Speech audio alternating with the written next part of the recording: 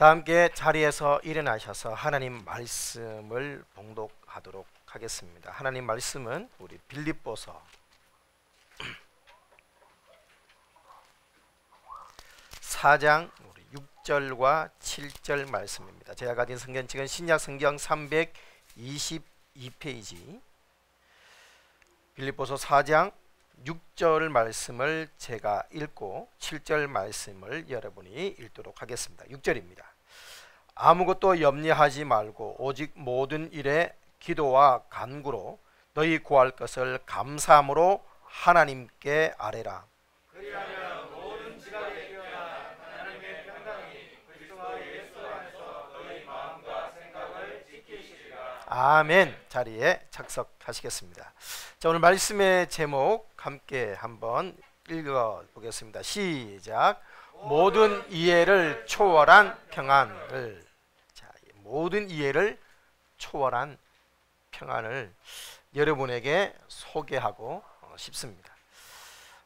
먼저 이민교 선교사님이라는 분이 계십니다. 사진을 띄워주십시오. 이민교 선교사님.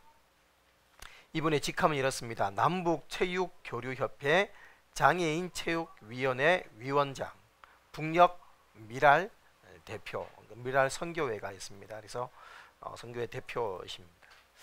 자, 이분은 원불교 집안에서 태어났습니다. 그래서 원광대학교를 나왔습니다. 원광대학교, 불교대학이죠. 학생회장 출마를 할 때 공약을 내걸지 않습니까? 원광대학교 학생 출마 공약이 뭐였냐? 기독교 석교를 완전히 없애겠다. 이것이 그 당시에 공약이었습니다. 원불교 나와서 원불교 스님이 되신 분이십니다. 그러니까 제가 계속 이야기하기 전에 오해하지 마십시오. 뭐 불교보다 기독교가 더 낫다. 뭐 제가 이런 저급한 이야기를 하려고 하는 얘기가 아니라, 어떤 종교를 떠나서 어떤 상황에 있더라도 진정한 평안을 갈구하다 보면 결국 어떤 결론에 이를 수밖에 없다. 그 얘기를 하려고 하는 거지. 결국은 스님도 목사님인데 이런 얘기 하려고 하는 거 아니니까. 또 기독교가 더 낫다. 이런 얘기 하려고 하는 게 아니니까 오해는 하지 마시기 바랍니다. 그래서 이분이 이제 스님이 되셨어요. 그러니까 스님이 되셨으니까 뭔가 좀 뜻을 세워야 되지 않겠습니까? 그래서 사람들에 대한 긍휼한 마음으로 어떻게 하면 이 부처님의 자비를 전하고 사람들에게 또 좋은 일을 할까 고민을 하는데, 어릴 때부터 주변에 자주 봤던 장애인들을 보면서 건강하게 태어난 것이 한편 몸이 불편한 분들한테 미안하기도 하고, 그래서 장애인들의 어떤 도움이 되는 방법이 없을까 고민을 하는데, 그 당시에 세상에서 가장 몸이 불편하고 가장 소외된 사람들이 있는 곳이 어디냐? 소록도였습니다. 소록도. 그래서 소록도에 살고 있는 나병 환자들, 그러니까 지금은 한센시병이라고 하죠.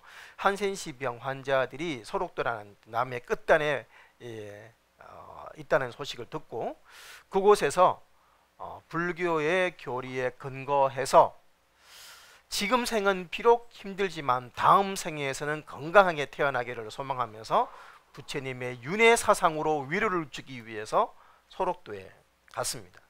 그래서 열심히 그들에게 불법을 전파하고 얘기를 하는데, 한센시 환자들이 자기를 볼 때마다 측은히 여기더라는 거예요. 그래서 알다시피 여러분, 소록도에 있는 한센시 환자들은 거의 대부분 99% 예수님을 믿습니다. 근데 그곳에서 불법을 선포하겠다고 갔으니 그분들이 이 스님을 볼 때마다 측은히 여기고 불쌍히 여기고, 그 도리어 손을 잡으면서 스님도 예수님을 믿으시라고. 뭐 이런 사람들이 다 있나. 근데 소록도에는 이게 한센시 병을 앓으면 결국은 이제 몸이 이렇게 썩어 들어다가 나중에 이제 돌아가시잖아요.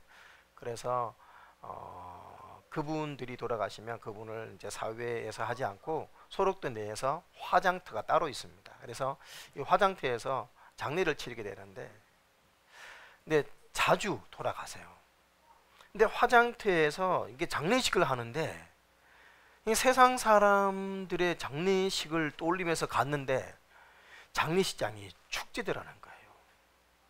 기뻐하고 감사하고 환영하고 도리어 자기도 언제 빨리 이곳에 가나 하면서 도리어 소망을 가지고 있는 사람들을 보면서 도대체 저 사람들은 뭔가 이런 마음이 들더라는 것이죠.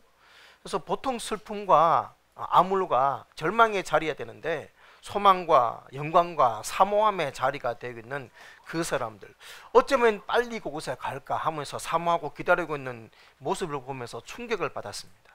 죽음 앞에서도 편안하고 그 불평한 몸을 가지고 불평 한마디 없이 찬양하고 감사하고 도리어 자기를 도와주고, 그래서 도리어 도우러 왔다가 도전을 받았어요. 그래서 왜 한센시 사람들은 이럴까 궁금해하는데 1988년 3월 2일입니다. 제가 절대로 종교를 폄하하기 위해서 하는 것이 아님을 다시 한번 말씀드리고, 이것은 2000년도에 5월에 KBS에도 소개됐던 내용이니까, 그리고 책에도 나오는 내용이니까 제가 가감하지 않고 그분의 표현을 그대로 올려드립니다. 1988년 3월 2일 그날도 소록도 법당에서 새벽 4시에 일어나서 갑오자를 털고 30분간 좌선을 한 다음에 목탁을 치면서 연불을 했습니다. 그래서 연불을 하는데 연불이 안 되고 엉뚱한 말이 나오더라는 거예요. 하는데 며칠 후 뭐 이러면서 연불은 안 되고 요동강 건너가 만능 이러고 자신을 발견하고 깜짝 놀랐습니다. 내가 멸치가 먹고 싶다. 내가 왜 이러나? 그분의 표현을 그대로 빌려줍니다. 내가 왜 이러나? 도대체 이 맴도는 이 노래가 가만 보니까 화장터에서 그 사람들이 장례식 때 부르는 노래였었습니다. 7년 동안 소록도에 들라들면서 수없이 들었던 찬송가 해보다 저 밝은 저 천국, 이 가사가 연불시 하는데 입에서 나오더라는 것이죠. 그래서 정신이 멍 나가는데 그 순간 그냥 핑 하면서 눈물이 도는데 그냥 그곳에서 목탁 던지고 뒹굴었답니다. 한참을 울고 보니까 얼굴이 콧물과 침으로 범벅이 되어 있고, 그래서 하나님의 은혜를 사모하는 자들에게는 이런 평안이 임하는구나. 그래서 그때부터 기독교를 더 알아야 되겠다 고민을 했습니다. 근데 본인이 뭐예요? 스님이잖아요. 근데 또 본인이 비록 소록도에 와 있지만 자기가 소수대에 있는 불당도 있으니까 또 그곳에서는 어떻게 하냐, 아침에는 예불을 드리고 점심때는 몰래 성경책을 탐독하고, 그러다가 고참 스님한테 덜켜가지고 혼나기도 하고 어떨 때는 맞기도 하고, 갈수록 그리스도 안에는 풍성함이 더 사모되어지더랍니다. 그래서 이 소록도 법당에서 성령 하나님의 은혜를 체험하고 난 다음에 결국 이분은 카자흐스탄의 농아들의 복음 선교사가 되었습니다. 그래서 원래는 우즈베키스탄에서 농아들을 축구팀을 이끌고 선교를 하다가 9.11 테러 이후에 이제 목사 신분인 것이 드러나서 추방되었습니다. 그래서 카자흐스탄으로 가게 됐어요. 그래서 2000년 5월에 KBS 1TV의 한민족 리포트라는 그 5부작 프로젝트에서 이 우즈벡 한인 목사와 농아축구단이라는 제목으로 이분 스토리가 방영이 되었습니다. 여러분, 지금도 이분은 북녘, 그러니까 탈북한 사람들을, 농아들, 그러니까 말을 하지 못하는 이들을 데리고 축구단을 꾸려서 지금도 축구단 감독으로 활동하고 있고, 다음 사진을 보시면 이 우즈벡 축구단 선수들, 파란 옷 입은 분이 바로 감독님이죠. 다음 사진 보시면 정용화 선교사님인데, 이분하고 저분은 미랄, 호주 미랄 대표시고, 이분은 북한 담당, 우리 이민교 선교사님은 북한 담당 미랄 대표이신데, 두 분이 함께 친선 경기, 호주 농아 축구단과 북녘 대표와 함께 친선 축구를 하고 찍은 사진입니다.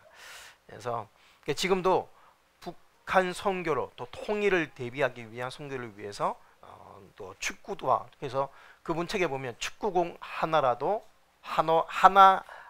하나로도 선교가 가능합니다라는 제목으로 책도 쓰고 그렇게 했습니다. 자, 여러분 이분이 이렇게 한센 시대를 통해서 기쁨과 평안을 누리게 되고 결국 그 인생을 다른 이들을 위해서 드리게 되었던 까닭이 뭐냐? 그리스도 안에서 주어지는 평안을 경험하고 맛보았기 때문입니다. 그런데 21세기 들어서면서 사실 솔직하게 사람들에게 삶은 분명히 더 편리해졌습니다. 점점 편리해집니다. 저도 이 전자기기 이런 걸 좋아해서 이렇게 합니다만 전자제품이 제가 보니까 10년 전하고 지금하고 완전 차원이 달라요. 제가 어제도 정리를 했습니다. 그래서 정리를 하면서 그 하드디스크도 정리를 했는데 하드디스크 정리를 하다 보니까 하드디스크가 500메가였습니다. 500메가. 그래서 또 230메가. 그 제가 목사 안수 받을 때 저희 선교단에서 목사 안수 기념으로 13만 8천 원짜리 선물을 제게 준 거 있거든요. USB 메모리 카드였습니다. 128메가. 지금 128기가가 아니고 128메가. 그러니까 12만 8천 원인가 했었습니다. 지금 128기가, 256기가, 또 지금 1테라까지 나오고 있죠. 그러니까 차원이 다릅니다. 그러니까 스마트폰도 지금 10년 전의 스마트폰과 지금의 기술력은 완전히 차이 납니다. 사진을 찍어도 완전히 다르죠. 그렇게 물질과 세상의 편리함들은 점점 더 좋아졌습니다만은 평안들은 점점 더 찾기 힘듭니다. 그래서 어떤 분이 말했습니다. 지금 시대를 불확실성의 시대라고 말을 했습니다. 앞날에 대한 미래가 확실하지 않다 이 말이죠. 그러다 보니 막연한 미래에 대한 두려움으로 사람들이 너무너무 불안해합니다. 그런 상황 가운데서 코로나19 사태가 터지고 난 다음에 더더욱 사람들이 불안함이 많아져 버렸습니다. 그래서 코로나 백신 주사 접종률이 75%가 넘으면서 소위 말하는 위드 코로나로 전환을 했습니다만 이제 삶이 편해지고 일상이 회복될 것 같았는데 도리어 사람들은 불안해집니다. 제가 어제 아래 세탁소에 갔었는데 세탁소 사장님이 이렇게 말을 하더라고요. 아니 부스트 샷을 맞았는데도 돌파감염이 나오고 있답니다. 이건 뭐 믿을 게 없어요. 세탁소 사장님이 한 얘기입니다. 그러니까 여러분 백신 주사 맞으면 이제 자유하겠지, 이제 편안하겠지 싶은데 아니 부스터 샷을 3번이나 주사를 맞아도 돌파 감염이 나오니까 믿을 수가 없다는 거예요. 불안하다는 거예요. 여러분 사실 우리는 너무나 많이 2년 동안 삶이 통제받았습니다. 우리 솔직히 예배도 너무나 많은 통제 가운데서 3주에 한 번씩 와서 예배를 점검을 하기도 하고 이러면서 예배를 못 드리기도 하기도 하고 또 예배를 굳이 드리겠다고 또 고집 피우는 사람들 때문에 또 사회가 시끄럽기도 하고 여러 힘든 일들이 있었습니다. 가게도 마찬가지죠. 저희 아래 밑에 우리 예배당 밑에 지하에는 알다시피 노래방이 있습니다. 노래방 2년 동안 거의 장사 못했습니다. 사업을 하지를 못했었어요. 코로나가 조금만 단계가 올라가면 제일 먼저 문을 닫아야 되는 곳이 소위 말하는 융원업소였기 때문에 거의 문을 열리를 못했었습니다. 그러니까 사업하시는 분들 많은 분들이 너무너무 힘들어하는 시간 2년을 보냈습니다. 그렇게 시간들을 보내고 나중에 사람들이 여기나 저기나 너나 할 것 없이 많이 힘들다고 아우성입니다. 그러다 보면 사람들이 불만이 많아졌습니다. 불안이 많아지고 불만이 많아지니 사람들이 조금만 잘못하면 다툽니다. 화를 냅니다. 여러분 두려움에 사로잡히면 모든 관계가 힘들어지는 것이죠. 여러분 우리가 살아가면서 관계되는 모든 인간의 관계 대부분도 사실은 두려움 때문입니다. 두려움은 사람을 정직하지 못하게 만들고 무엇인가 두려우니까 거짓말하게 되고 또 거절을 당할까 봐 본래의 모습을 숨기고 싶고 또 그렇게 또 다른 것들로 위장을 하죠. 옷이나 패션이나 차량으로 나 이런 사람이야 라고 위장합니다. 근데 그것마저도 안 되면 어떡합니까? 이제 사람들과 담을 쌓는 것입니다. 여러분 그렇게 되니 진실한 만남이 힘들고 피선적인 관계에 거치게 되고 진정한 사랑을 주고받는 것이 힘들어지니까 사회들의 관계도 다 깨집니다. 그래서 사람들이 무엇에 집중합니까? 펫, 애완동물에 더 집중합니다. 짐승은 상처를 안 주니까. 여러분 그래서 이렇게 불안한 상황으로 여러 두려움들이 닥쳐오니까 사람들은 자꾸만 불안한 것들만 보이는 것이죠. 여러분 돈 베이커라는 분이 감사요법 땡스 투 테라피라는 책에서 이런 말을 했습니다. 감사는 환경을 변화시키지는 못하나 태도를 변화시킵니다. 이런 말을 했습니다.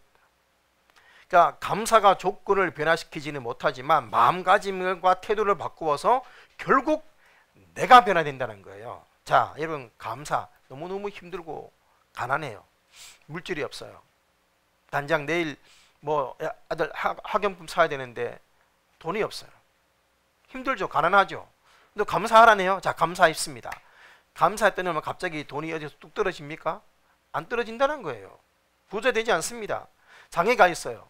그래도 감사라고 합니다. 감사했습니다. 그랬더니 막 장애가 나와버렸네. 그런 일들은 가끔 있긴 있습니다만 거의 일어나지 않습니다. 감사해도 소위 말해서 이 못생긴 얼굴이 갑자기 미남으로 바뀌지 않습니다. 감사하면 이렇게 다들 막 미녀가 되고 얼짱이 되고 그러면 참 좋겠습니다만 감사해도 여전히 원판불변의 법칙이지요. 그러나 여러분 감사하면 물질이 부유한 사람 이상으로 행복해 할 수 있습니다. 감사하면 장애가 없어도 정상인보다 더 행복하게 살 수 있습니다. 감사하면 얼굴은 여전히 못생겼음에도 불구하고 여전히 못생겼지만 미인보다 매력적으로 보일 수 있습니다. 그래서 행복해질 수 있는 것입니다. 이 얘기를 하는 거예요. 상황은 안 바뀌지만 마음가짐이 바뀌게 되고 결국 내 삶이 변하게 된다는 거예요. 감사하면. 여러분 그러면서 두 사람의 예를 들었습니다. 캐롤이라는 여자분을 소개했는데 32살입니다. 몸은 32살인데 6살짜리 아이와 같은 체격입니다. 다리도 없고 팔도 없습니다. 그런데 어떤 사람들보다 더 밝고 환하게 살아갑니다. 그래서 누가 물었습니다. 어떻게 그런 몸으로 인생을 밝게 살아갈 수가 있느냐? 그가 이런 대답을 했습니다. 하나님께서 내가 이런 몸으로 태어나는 것을 허락하셨어요. 하나님께서 허락하셨다면 거기는 분명한 이유가 있을 것이고 이것을 깨닫게 되자 불평과 원망이 사라지고 하나님께 찬양하고 감사할 수 있었습니다. 그 감사가 내 인생을 새롭게 살게 만들었습니다. 그러면서 또 한 사람을 소개합니다. 안드레아 보첼리라는 사람입니다. 사진에 보면 소개합니다. 이분이죠. 멋있죠? 딱 봐도 막 미소가 너무 멋있지 않습니까? 100만 불짜리 미소처럼 보입니다. 근데 이분은 10살 때 공에 맞아서 두 눈의 시력을 잃었습니다. 근데 그 당시 상황을 이렇게 그분이 말합니다. 시력을 잃은 것은 슬퍼하는데 일주일이면 충분했습니다. 그러나 슬픔을 이길 수 있었고 현재 상황을 인정하고 받아들일 수 있었고 다행히 이런 상황마저도 감사할 수 있었습니다. 그는 시력 잃고 난 다음에 열심히 공부해서 변호사가 됩니다. 변호사가 되는데 자신이 진짜 하고 싶은 거는 변호사가 아니고 노래 부르고 싶은 거예요. 그래서 퇴근 후에 카페에서 노래를 부르기 시작합니다. 그러다가 어떻게 되냐? 자, 다음 사진 보시면 세계적인 성악가가 됩니다. 그래서 안젤레아 보첼리 검색해 보시면 수많은 동영상을 볼 수 있을 것입니다.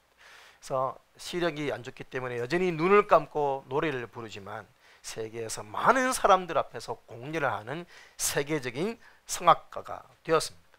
환경을 뛰어넘어서 감사하니까 복된 삶을 살게 하는 완벽한 인생의 변화가 일어나더라는 것이죠. 감사는 이런 놀라운 효과가 있습니다. 감사해야 되겠죠. 근데 감사가 늘 잘 됩니까? 문제는 여기십니다. 누가 모르나? 감사하며 행복하게 지는 건 누가 모르나? 감사가 돼야지. 여러분, 심하게 불안할 때는 전화 벨 소리만 울려도 심장이 털렁 내려앉아요. 경험해 보신 분은 알 겁니다. 손이 돌돌돌 떨리고 아무것도 안 되는 그 상황에 감사해라. 옆에서 말하는 거는 옆 친구들이 옆에서 말하는 거 똑같이 들려요. 하나도 귀에 안 들어와요. 내 의지와 상관없이 몸이 벌벌 떨리고 두렵고 걱정되고 아무것도 안 되는데 뭔 감사가 어떻게 되냐 이 말이에요. 누가 뭐 불안하고 싶어서 불안하냐 말이죠. 안 되는데. 여러분, 이게 내 의지로 안 되는 거예요. 여러분 생활이 힘들고 어렵습니다. 근데 누구나 다 어렵고 힘들지요. 문제는 마음과 생각을 누가 지키냐 이 차이입니다. 내가 지키면 여전히 어려움이 닥칠 때마다 두려움과 절망과 불안으로 시달립니다. 그러나 오늘 7절 말씀, 우리가 읽었던 본문 7절 말씀을 보십시오. 빌립보서 4장 7절에 보면 이렇게 말씀하죠. 그리하면 모든 지각에 뛰어난 하나님의 평안이 말입니다. 그리스도 예수 안에서 너희 마음과 생각을 지키시리라. 할렐루야. 내가 지키는 게 아니라 그분이 지켜주면 뭘? 마음과 생각을 지켜주면 되는 거예요. 여러분, 이게 지킨다는 단어가 헬라어로 호위하다라는 군사용어입니다. 한마디로 보초를 선다 이 말입니다. 예? 하나님은 감사하는 자를 아무도 해하지 못하도록 뭐한다? 나를 호위해 주신다 이 말입니다. 이 단어가 그 단어입니다. 여러분, 누구나 어려운 상황이 발생하면 마음과 생각이 조급하게 되고 벌벌 떨리고 두려워집니다. 마치 적군이 성을 포위한 것처럼 벌벌벌 떨리죠.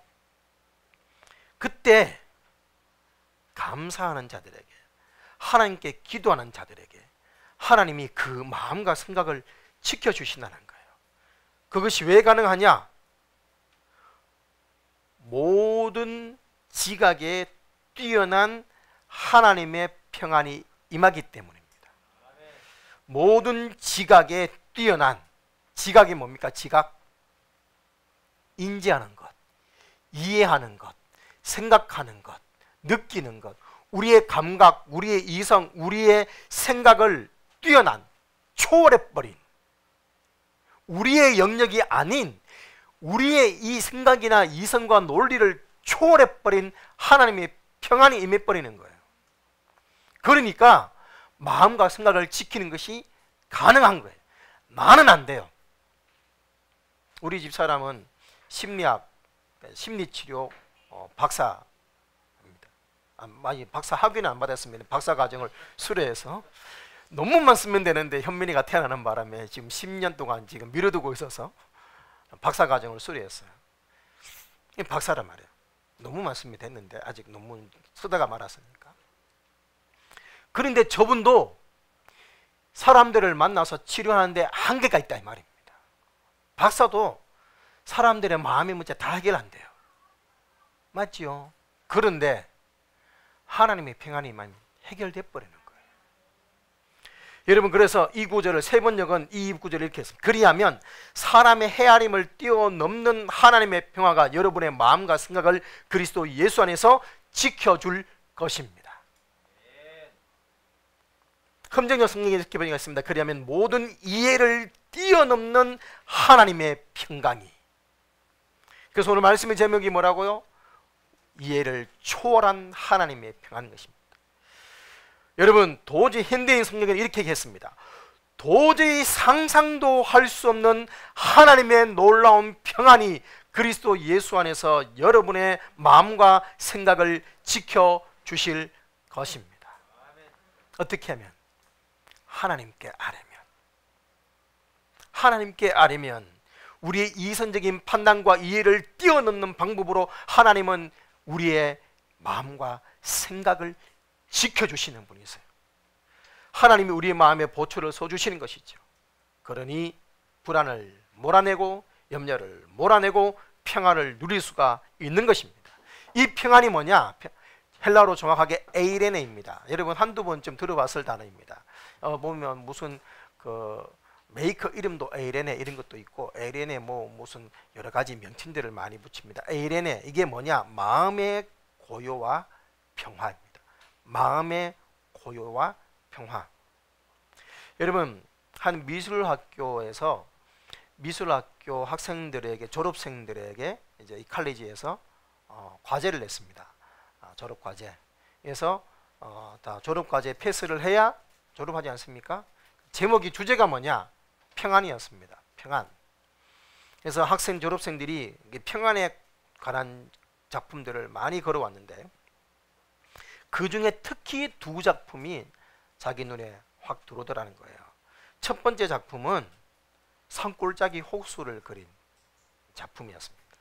이게 이 두 작품이 너무 대조되는데, 그러니까 산골짜기 호수는 아름다운 푸른 산이 둘러져 있고 잔잔한 호수가 있고, 그 옆에 풀밭이 있고, 풀밭에는 소와 양 같은 그 짐승들이 한가롭게 풀을 뜯고 혹은 누워 있기도 하고, 잔잔한 호수 위에는 몇 사람이 한가롭게 낚시를 하고, 산도 조용하고 물도 잔잔하고 바람도 산들한들 불고 모든 것이 평화로워 보이는 사진. 또 한 작품은 완전히 다른 성격이었습니다. 바다 앞 절벽을 그린 사진이었어요. 근데 그 바다에 몹시도 심한 파도가 칩니다. 그리고 비바람이 붑니다. 파도가 배랑을 때리고 다시 거품으로 부서져 나가는 장면, 그리고 심하게 바람이 부니까 나뭇가지가 완전히 꺾여서 날아가기도 하고 휘둘리는 모습. 거기엔 평화는 없어 보이는데 거기 바위 틈에 갈매기 한 쌍이 둥지를 틀어 있습니다. 그리고 그 어미 갈매기 밑에 알을 깐 지 얼마 되지 않은 새끼 갈매기들이 엄마 품에 그 폭우 치는 날에도 그 파도가 치는 바위 틈에서 고요하게 잠을 자고 있는 사진. 선생님이 어느 사진에 1등상을 주었을까요? 바로 바위 및 갈매기들의 사진에 평안을 주었습니다. 여러분, 이게 진짜 평안이기 때문에 첫 번째 사진은 사람들의 이상입니다. 추구하는 거죠. 이렇게 됐으면 참 편할 것 같은데. 근데 여러분, 세상에 이런 평안은 없습니다. 아시는 분도 아시지만 우리는 이렇게 좀 호수가 착 있고 바다가 착 보이고 하면 왠지 막 힐링 될 것 같아서 그런 곳에 가고 싶잖아요. 여행 가고 싶잖아요. 그죠? 왜? 그런 곳에 없으니까. 그게 가면 진짜 마음도 좀 탁 트이는 것 같고 그나마 좀 힐링하고 돌아올 수 있어요. 그런데 그곳에서 사는 사람은요, 그런 장소에서 사는 사람은요, 통계적으로 경치가 좋고 호수가 보이고 정말 그런 곳에 사는 사람들이 자살 일이 훨씬 높습니다. 왜? 그런 곳에 살아도 여기가 해결되지 않거든.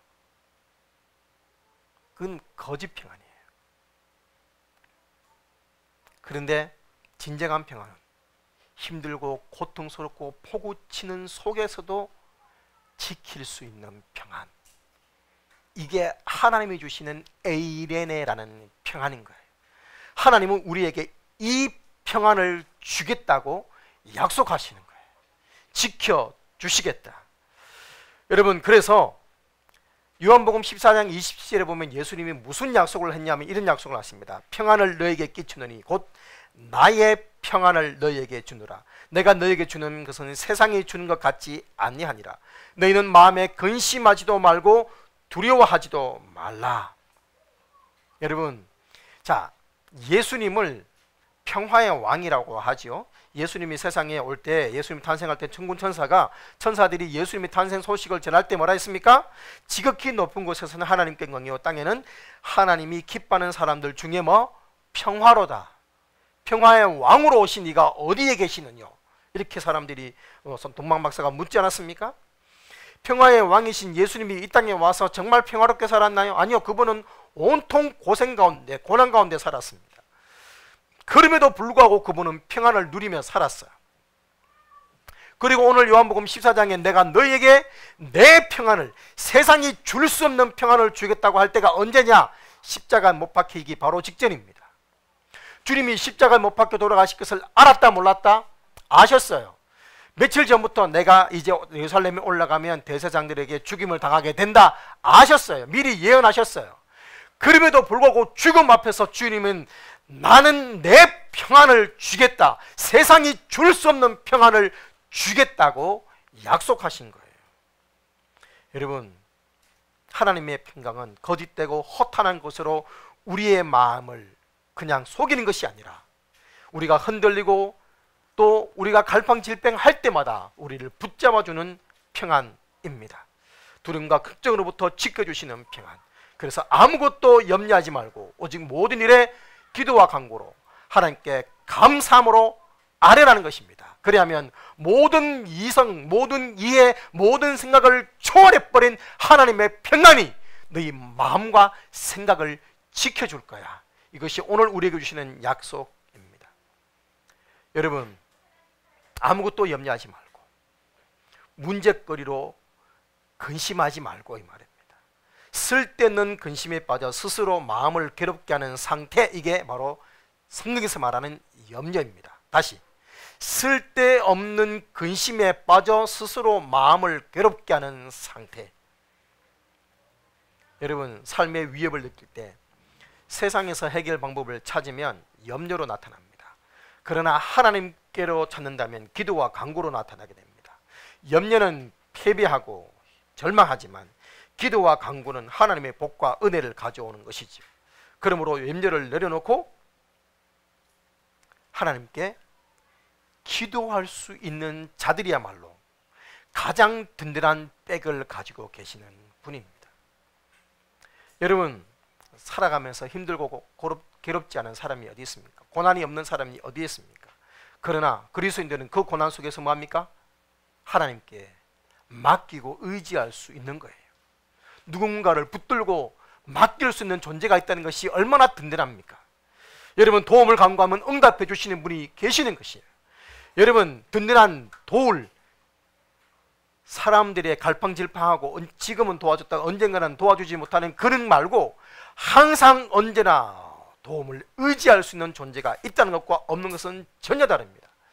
우리 지난 수요일, 이번 주 말고 지난 수요일 우리는 전국 목회자 친교회에서 온라인으로 예배를 드리면서 최영률 목사님이 한 젊은 부부에 대한 이야기를 하셨습니다. 이 부부가 결혼을 했어요. 신혼부부입니다. 근데 제가 지금 정확하게 뭔지 기억이 안 나요. 하여튼 6개월 만에 이 신부가 중병에 걸렸어요.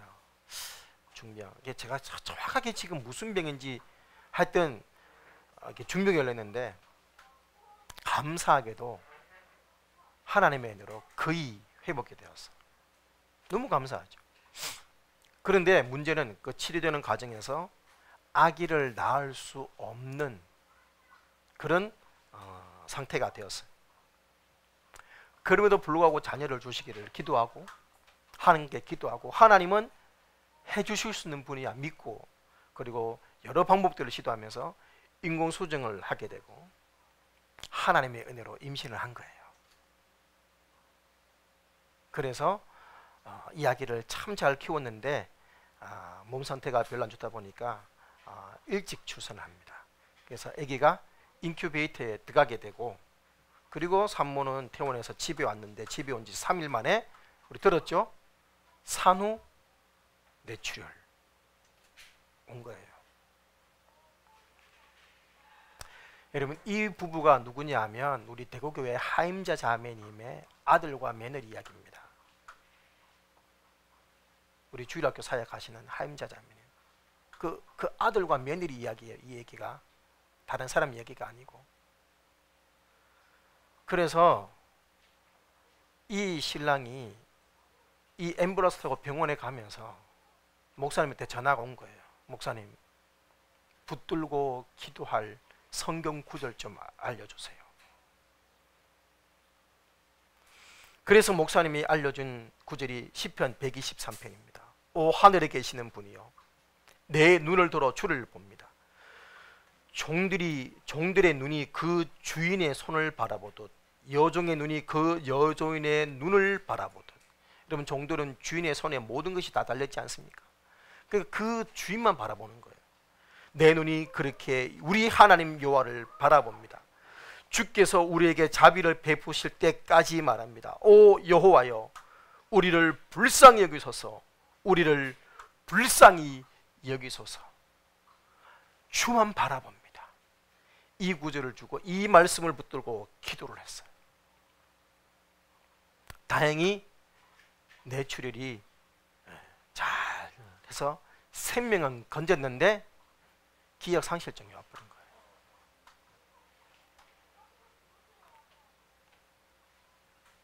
기억 상실증 걸린 엄마가 애를 키울 수 있어 없어? 그래서 하임재 자매님이 이 아이를 수개월을 키운 거예요.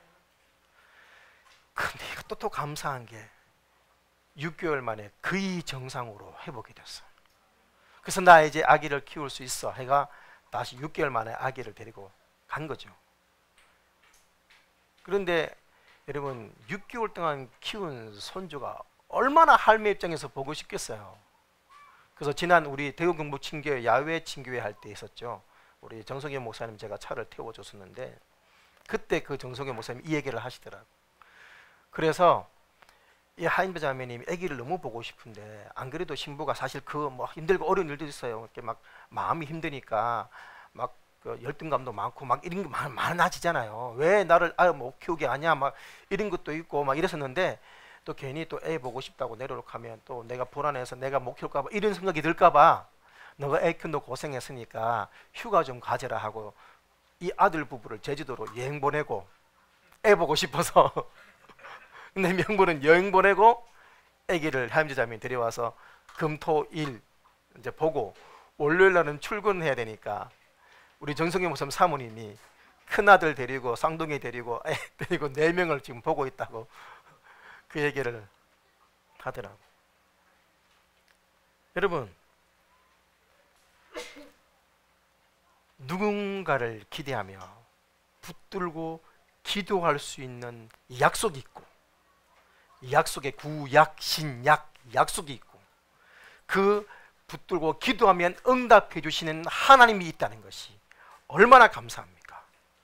여러분 염려하지 말고 아무것도 염려하지 말고 다만 모든 일에 기도와 간구로 너희 구할 것을 감사함으로 하나님께 뭐하라? 아뢰라. 그러면 모든 지각에 뛰어난 초월해버린 하나님의 평안이 그리스도 예수 안에서 너희 마음과 생각을 지키시리라. 여러분 힘들 때 어려울 때 우리는 뭐 하면 된다? 하나님께 아뢰면 됩니다. 어떻게 아뢰일까요? 감사함으로 아뢰라. 감사함으로 아뢰라. 여러분 하나님께 기도하고 하나님께 맡기고 그러다 보면 하나님께서 평안을 주시고 그러면 뭐가 나오고 또 감사가 나오고 그러면서 문제가 해결될 때도 있고 때로는 문제가 해결되지 않아도 내가 그것들을 받아들일 수 있는 넉넉한 마음으로 초월해 버리게 되고 여러분 어떻게 보면 문제는 사라지지 않지만 사람의 헤아림을 뛰어넘는 하나님의 평화가 우리의 마음과 생각을 지켜주시는 것입니다. 여러분 사과 중에 아오리 사과 있죠. 아오리 이게 일본의 아오모리 지방에서 이제 주로 나는 품종이라서 아오리 사과인데 이 아오모리 지방 일본의 사과가 아주 유명한 지역입니다. 근데 이 사과를 추수하는 시기에 태풍이 오면서 사과가 다 떨어져 버려서 농사 지으시니까 알죠. 사과 다 떨어져 버리면 태풍 한번 9월 말 10월 초에 와버리면 추석 앞두고 1년 농사 망하는 거죠. 정말 그래서 대부분의 농가들이 녹놓고 너무 극심한 태풍으로 거의 대부분의 사과 농가들이 다 떨어져 버린 거예요. 다 녹놓고 있는데 이 농부는 하나님께 감사를 했으니까 감사해야지 뭐 감사를 했대요. 감사하는데 뭐 감사하다 보니까 감사할 거리가 있어야 되잖아. 그때 보니까 사과는 그래도 그 와중에 달려있는 사과들이 있어서 하나님 그나마 이 와중에도 태풍 중에도 절대 떨어지지 않는 사과가 있네요. 참 이제 곧 시험 치는데 고3 이제 소위 말하는 이제 뭐 이름은 일본에서 뭐라 부르는지 모르겠는데 우리는 수능이라 하는데 이제 수능 시험을 치는데 학력고사를 하든지 뭐 하여튼 시험을 치는데 참 안 떨어져야 되는데 하다 보니까 이게 매치가 딱 되네.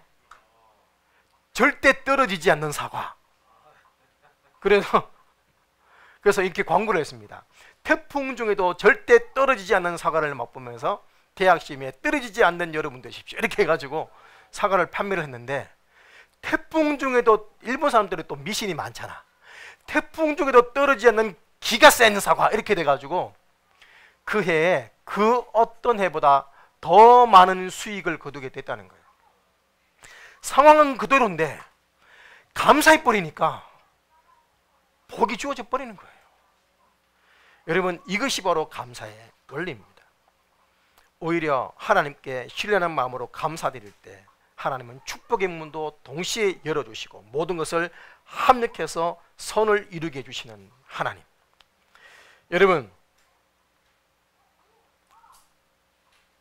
여러분 지금 어떻게 지내고 계십니까? 혹 불안과 염려 가운데 힘들어하고 있지는 않으십니까? 아무것도 염려하지 말고 모든 일에 기도와 간구로 감사함으로 하나님께 아뢰시기 바랍니다. 그럴 때 하나님은 우리를 지켜 주실 것입니다. 가진 것들에 대해서 감사하기는커녕 당연하게 여기거나 혹 불평하며 지나고 있지는 않으신지요. 다시 돌이켜 감사할 것이 많이 있음을 깨닫아 보시고 감사하시기 바랍니다. 여러분 불안하십니까? 아니면 두렵습니까? 오늘 여러분에게 하나님의 평안을 선물로 받으시기를 축복합니다. 하나님께 맡기십시오. 힘들고 어려울 때 맡길 수 있는 하나님이 계신 것이 얼마나 큰 축복인지 깨달으시고 이 평강을 주시는 하나님을 붙들고 살아가시는 여러분 되시기를 축복합니다. 그리고 이 하나님께 여러분의 모든 필요들을 감사함으로 아뢰므로 날마다 하나님의 응답과 평강을 누리시는 여러분 되시기를 주님의 이름으로 축원합니다. 찬양하시겠습니다.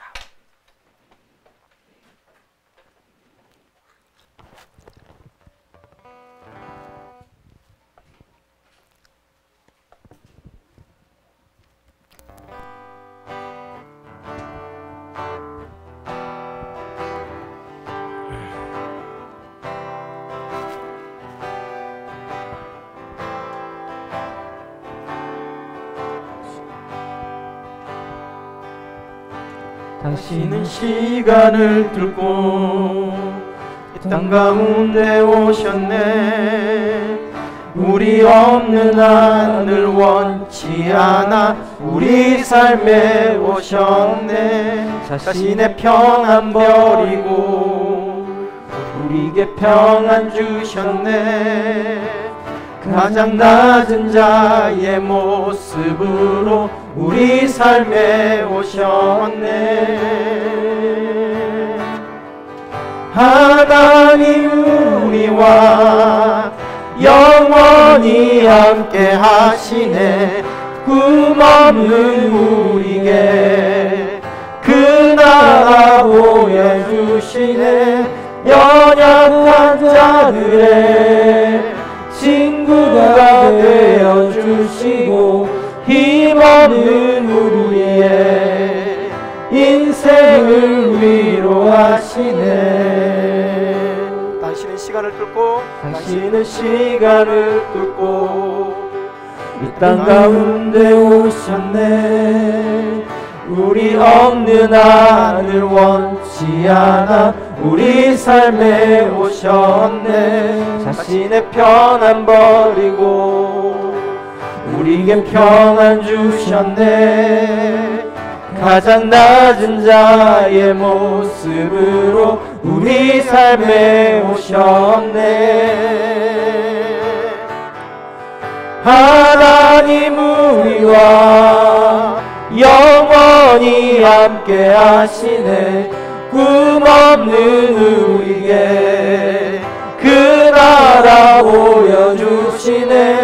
연약한 자들의 친구가 되어주시고 힘없는 우리의 인생을 위로하시네.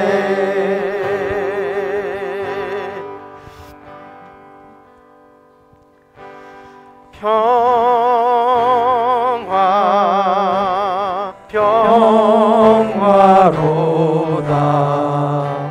하늘 위에서 내려오네.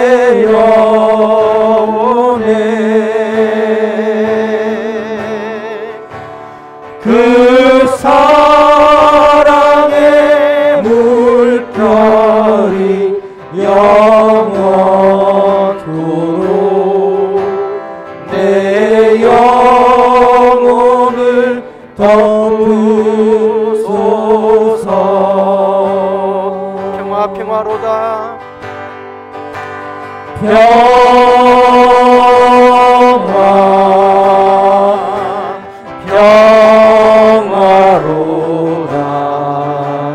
하늘 위에서 내려오네.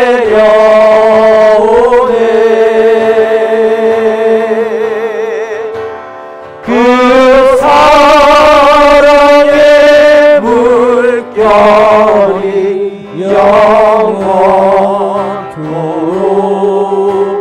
내 영혼을 덮으소서.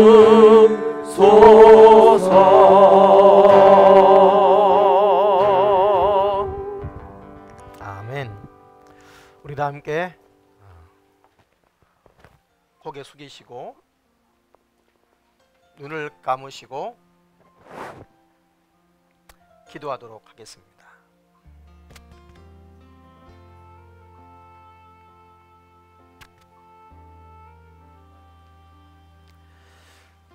오늘 말씀드리면서 목사님, 저도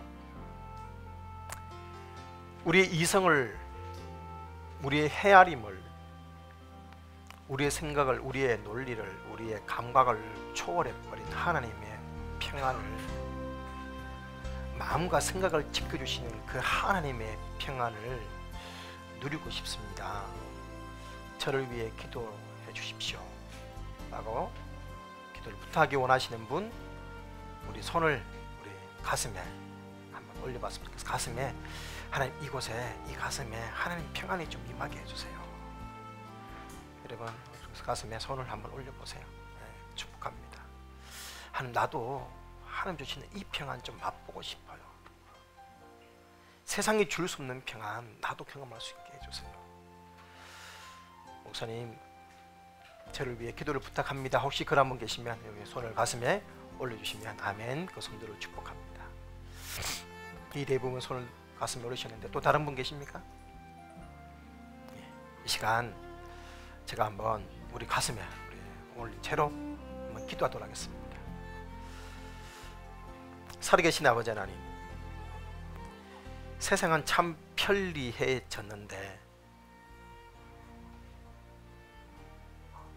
평안이 사라진 시대에 살고 있습니다. 분노 조절 장애라는 단어가 평범한 일상이 되어버린 사회 속에, 시대 속에 살고 있습니다. 아래층 위층 층간소음 때문에 어제도 칼부림이 일어났습니다. 조금만 불만이 생기면 분노하고 그 감정들을 조절할 줄 모르는 시대 속에 있습니다. 하나님, 그런 시대 속에 하나님께서 약속하셨습니다. 폭풍 속에서도 저 엄마 품에서 편히 잘 수 있는 애기 갈매기의 그 폭우 속의 평안 같은 이 흔들리고 불안한 시대에, 미래를 알 수 없는 이 불안한 시대에, 내 장래가 어떻게 될지 알 수 없는 이 불안감 때문에 떨리고 초조하지만,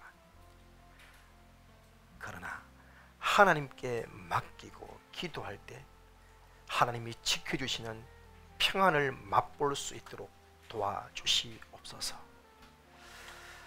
사랑하는 오늘 가슴에 손을 쥐고 기도하는 식구들이 여기에 있습니다. 하나님, 사람들의 눈치와 시선들이 아니라 이 시간 나도 기도할 수 있는 분이 계셨으면 좋겠습니다. 나도 맡길 수 있는 분이 있었으면 좋겠습니다. 그런 마음으로 기도하는 분도 있습니다. 또 하나님 믿고 있지만, 하나님을 믿는다고 하지만 하나님께 맡기지 못한 채 여전히 전전긍긍할 때가 많았음을 이 시간 돌아봅니다. 하나님, 이 문제, 이 고민 하나님께 내려놓고 기도하며 감사하는 자가 되게 도와주시옵소서. 감사할 수 있는 힘을 주시고 감사할 수 있는 능력을 주시고 그 감사로 말미암아 모든 지각을 초월한 하나님의 평강을 맛보게 도와주시옵소서.